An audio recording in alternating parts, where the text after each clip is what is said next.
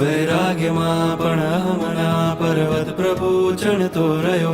પર્વત ચણાતા જોઈને શાતા અનુભવતો રહ્યો. મિથ્યા તણીએ શાતાને હું ક્યારે ઓળંગું પ્રભુ. સાચી સમજથી મારું જીવન ક્યારે હું જીવું પ્રભુ. દરબારે તારા આવીને બસ એક વાત કરી રહ્યો.